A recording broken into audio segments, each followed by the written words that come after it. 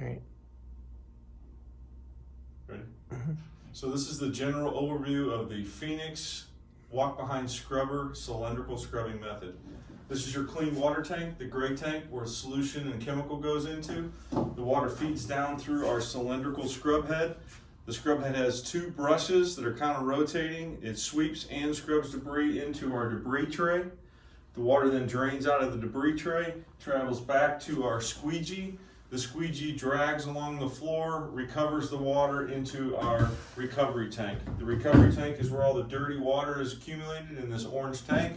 And then you have our solution drain on the back side of the unit where all the dirty water is then drained out of the unit into your drain or whatever you're draining into, and then you can wash out the recovery tank free of any debris. So as we mentioned, the first thing you're going to want to do is put clean water into the solution tank. This is where you're going to add your clean water and your chemical that you're going to use, okay? You're going to fill this up. There's a sight gauge on the side of the tank that's marked for you to determine how much water is in the unit all the way to the top right here. This is also the drain for the clean water. The slit just comes off, the hose detaches, and you can drain the clean water. So this is actually where you're going to be putting in the clean water.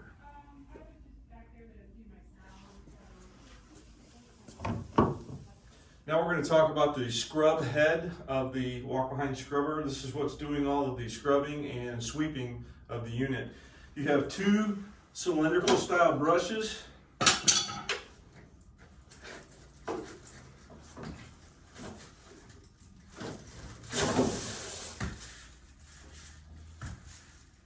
The front brush is rotating this way, the back brush is rotating this way, scrubbing the floor and then throwing debris into our debris tray, which catches everything. It sits directly behind the scrub head and receives the water and debris. The water drains through onto the floor.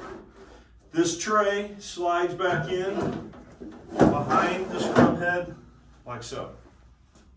So the water that you put to the floor and that have been recovered by the squeegee is going to end up in your recovery tank, which is this orange tank here. So this is where all of the dirty water is going to end up. And after you're finished, you're going to want to drain this water out of this tank. The drain hose is located on the back left-hand side of the machine. It has a twist-off cap at the top, and it also has a fold-over hose design. So you can actually take the top off, lay it down to your drain, and then open and unfold the hose and allow the control of the dirty water that's coming out of the tank. You can lay this down on the ground over the drain, then you can open up the lid, take your hose, and wash the tank completely clean and removal of any type of sediment that's built up in the bottom of the tank. Doesn't need to be long.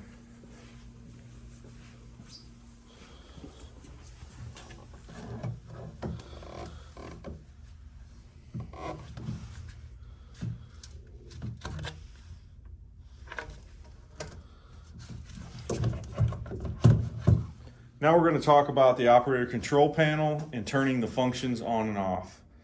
First thing you're going to want to do is turn the key switch on to the right.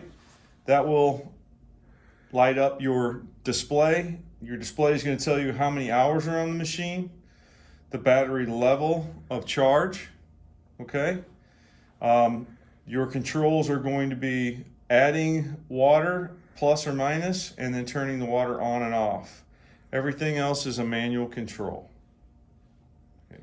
So the machine is a self-propelled machine with a forward and reverse switch. When the switch is flipped up, it goes forward by grabbing the baler and squeezing, and then that will send the machine in the forward motion. You have a speed controller on this side over here that you can set at the appropriate walking speed. So now we're going to talk about activating the scrub brushes or scrub head. That is done through the foot pedals here. The longest foot pedal on the left lowers the entire head to the floor, which will then begin scrubbing when you grab the handle and engage the machine either in forward or reverse. The display will tell you when you lower that handle that your scrub brushes are ready and in neutral position until you engage the scrub handle or the baler to engage the scrub brushes. And then it'll also tell you that you have medium amount of water, which you then can adjust up by the plus button until it goes back again to the lowest setting. You can also turn the water off by pressing the on and off button.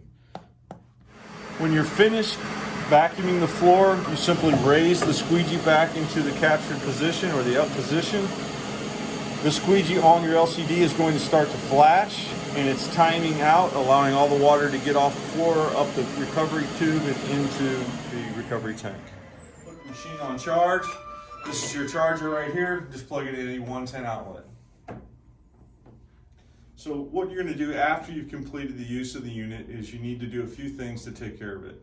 First thing you're going to want to do is empty the debris tray, which is behind your scrub head. This is capturing all of your solid material like pallet chips, packing slips, things like that are going to end up in this tray. You're going to want to take this, empty it into a trash can, and then rinse it out with your garden hose. Now we're going to talk about the recovery or vacuum system on the machine.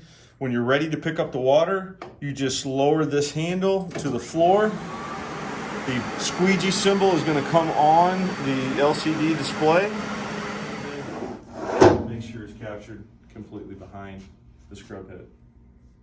Empty the recovery water or dirty water, okay, by taking the drain hose, folding it over, taking the cap off, and then controlling the flow of the water into the drain. I'm going to empty and wash out the recovery tank. After the drain hose has let all the solution flow out, we're going to rinse out any of the sediment that's built up in the bottom of the tank, lifting the lid, taking our garden hose, rinsing the tank, and you can even tip the tank from the right to the left to help drain that water out of the back of the tank as you're spraying it and rinsing it out. Leave the lid open overnight to let the air dry the tank and avoid any kind of nasty smells that would build up in the tank if you were to leave it closed. I want to talk to you about rotating the scrub brushes or pulling and inspecting the scrub brushes on the cylindrical scrubber. So you have two of these, and one side mounts onto the drive motor and the other side mounts onto the idler plate. Okay, this is your drive motor side that has the spines on it, and then this is the idler plate side. It's a much shallower mounting system. These brushes slide in and hook onto the drive motor on the other side. You're going to want to pull these out and inspect them for shrink wrap and banding. And they just simply slide in, lock into place. The steel plate goes on the core of the brush. You pull up and then seat the latch underneath of the side plate. So this latch actually slides underneath. Next we're going to talk about the squeegee. It's very important that the squeegee is in good shape. You can take the recovery hose or squeegee hose off, loosen the yellow handles, take the squeegee over to a workbench, and now you can inspect the wiping edges of both the inner and the rear squeegee. The rear squeegee is the most important to have a good wiping edge on it so it dries the floor. And what I mean by that is you should have a nice sharp edge here on the inside. If it is rounded off, then you're going to have to rotate the squeegee or flip the squeegee. And you do that simply by releasing this latch here, taking the band off the squeegee, and then off each side. And then you're just taking this end, flipping it over, so you're using then this outer edge as your new inner edge. And it will wipe the floor completely clean. You can also flip this top for bottom, so you can actually use the top side on the bottom side, so it has 4 wiping uses. So the inner squeegee also has a quick release latching squeegee strap for you to be able to take it off and flip it as well. It's not as crucial because it's not drying the floor, it's just creating the vacuum chamber. So you're only going to want to flip this about every time you do the change out of your rear squeegee. So when you change your rear squeegee, then you're going to want to flip this top for bottom because it holds up better. It's not a wiping blade.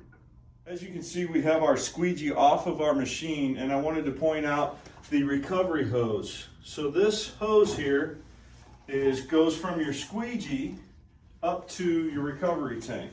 This hose is removable, so you can actually detach it, take a garden hose and rinse it out, or unclog anything that may be stuck here or at the bottom of the hose. So you can actually wash this out and make sure you don't have any obstructions in here compromising your vacuum.